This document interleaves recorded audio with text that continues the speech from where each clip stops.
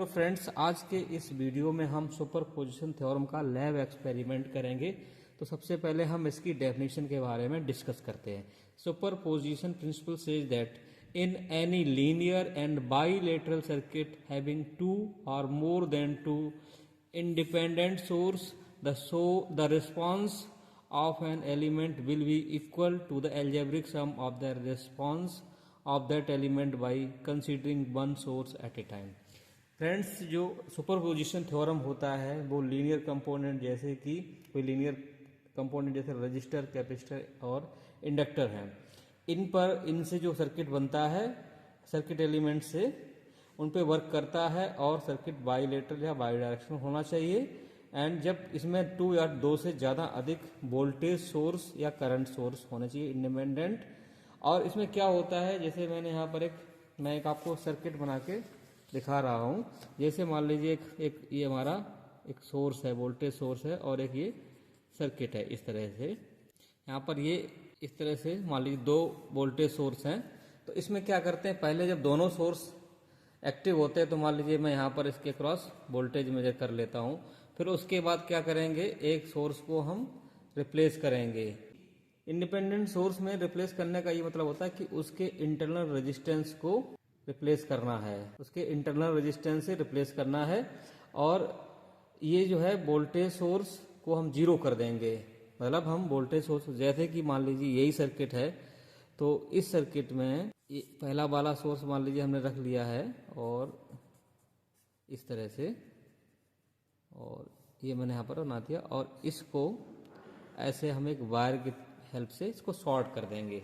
तो मीन्स कि मान लीजिए ये एक सोर्स है इस तरह से, तो इसको हम कर देंगे, मान लीजिए ये शॉर्ट सर्किट कर देंगे। सोर्स को रिप्लेस करेंगे और उसके बाद शॉर्ट सर्किट कर देंगे। और अगर करंट सोर्स है, मान लीजिए अगर करंट सोर्स है तो इसको हम इस तरह से ओपन सर्किट करेंगे। तो फ्रेंड्स, आपको इतना समझ में आ गया होगा। और इसका फिर हम एल्जेब्रिक सम 1 बाई 1, पहले एक सोर्स को शॉर्ट करेंगे, फिर दूसरे सोर्स को शॉर्ट करेंगे, मतलब रिमूव करके, और उसके बाद हम इनका एल्जेब्रिक सम जो है वो, जब दोनों सोर्स सर्किट में उनका जो रिस्पांस था, दोनों सोर्स कनेक्टेड थे, उसका एल्जेब्रिक सम इक्वल होना चाहिए। तो अभी हम एक आपको सर्किट दिखाते हैं और सर्किट के बाद इसको हम ब्रेडबोर्ड पर असेंबल करके आपका प्रैक्टिकल करके दिखाऊं। तो फ्रेंड्स, ये हमारा सर्किट है जिसमें 2 वोल्टेज सोर्स हैं और 2 रजिस्टर हैं। हमने दोनों रजिस्टर को 3 किलो ओम लिया है। यहाँ पर एक हमने यहाँ पर इंडक्टर कॉइल लगाई है और एक हमने यहाँ पर कैपेसिटर लगाया है इस तरह से। और हम इस कैपेसिटर के अक्रॉस ही वोल्टेज को मेजर करेंगे। और हमारा जो इनपुट वोल्टेज है V1 का 4 वोल्ट है और V2 का -3। हमने यहाँ पर एक पॉजिटिव और एक नेगेटिव सप्लाई ली है। और उसके बाद फिर ये एक टेबल है, इसमें हम सारी रीडिंग को फिल करेंगे। तो अभी हम सर्किट को ब्रेडबोर्ड पर असेंबल कर रहे हैं। यहाँ पर हमने ये ब्रेडबोर्ड ले लिया है। ब्रेडबोर्ड के बाद सर्किट के अकॉर्डिंग हम यहाँ पर रजिस्टर को, इंडक्टर को और इन सबको हम असेंबल कर रहे हैं। ये हमारा सर्किट डायग्राम है। सर्किट डायग्राम के अकॉर्डिंग यहाँ पर हम सबसे पहले 2 रजिस्टर को कनेक्ट कर रहे हैं। ये 2 रजिस्टर हो गए हमारे कनेक्ट इस तरह से। और उसके बाद फ्रेंड्स, अब हम यहाँ पर इसके सीरीज में इंडक्टर लगाएंगे। ये हमने इंडक्टर लगा दिया इस तरह से, आप देख सकते हैं ये सर्किट कनेक्ट हो गया है। उसके बाद फ्रेंड्स, हम ये जो है हम एक कैपेसिटर को कनेक्ट कर रहे हैं। आप देख सकते हैं इस तरह से, आपको समझ में आ रहा होगा यहाँ पर। फिर ये हमने यहाँ पर एक पावर सप्लाई ली, जिसमें एक वायर जो रेड वाला है ये पॉजिटिव का है और ये ब्लू वाला नेगेटिव सप्लाई का है। तो पॉजिटिव को 4 वोल्ट और नेगेटिव को हमने यहाँ पर 3 वोल्ट ले लिया है। तो फ्रेंड्स, यहाँ पर पावर सप्लाई का जो ये तार है, ये काला वाला, ये हम ग्राउंड पे कनेक्ट कर रहे हैं। तो ये हमारा जो लोअर बस है ये हमारा ग्राउंड के लिए है। और ये जो लाल तार है इसमें +4 वोल्ट आ रहा है, तो उसको हम यहाँ पर लगा दे रहे हैं। और उसके बाद फ्रेंड्स, ये जो है नीला तार है ये नेगेटिव सप्लाई के लिए। और इसके बाद हम 2 जंपर वायर और यूज कर लेंगे। आसानी से हम इनको रिप्लेस करके शॉर्ट कर सकते हैं। देखिए, ये हमने पॉजिटिव सप्लाई कनेक्ट कर दी है और उसके बाद एक हम नेगेटिव सप्लाई को भी यहाँ पर ऐसे तार लगा दिया हमने, और ये नेगेटिव सप्लाई भी कनेक्ट हो गया है, आप देख सकते हैं। अब हम मल्टीमीटर की हेल्प से यहाँ पर इसके क्रॉस वोल्टेज मेजर करेंगे, इस कैपेसिटर के क्रॉस। यहाँ पर हमने एक मल्टीमीटर ले लिया और मल्टीमीटर को हम वोल्ट मीटर में सेट करके ऑन कर लेंगे। आप देख सकते हैं इस तरह से। तो फ्रेंड्स अब हम वोल्ट मीटर को इस कैपेसिटर के क्रॉस कनेक्ट कर रहे हैं और हम आउटपुट पे वोल्टेज मेजर करेंगे। और अभी दोनों सोर्स कनेक्टेड हैं। देखिए इस तरह से हमारा सर्किट पूरा असेंबल हो गया है। आप देख सकते हैं इसमें 2 रजिस्टर, एक कैपेसिटर और एक इंडक्टर कनेक्टेड है और 2 सोर्स हैं, एक पॉजिटिव सोर्स है ये वाला और ये वाला नेगेटिव सोर्स है। अब हम इसकी अगर रीडिंग लेंगे तब हम आपको दिखाएंगे कि आउटपुट पे कितना मिल रहा है हमें। तो फ्रेंड्स अभी हम आपको रीडिंग नोट करके दिखा रहे हैं। आप देख सकते हैं यहाँ पर जब अभी हमारा B1 कितना था, ये 4 वोल्ट है और B2 -3 वोल्ट है और इसमें में आउटपुट वोल्ट कितना मिल रहा है आप देख सकते हैं 0.503 वोल्ट। इस तरह से आप देख सकते हैं।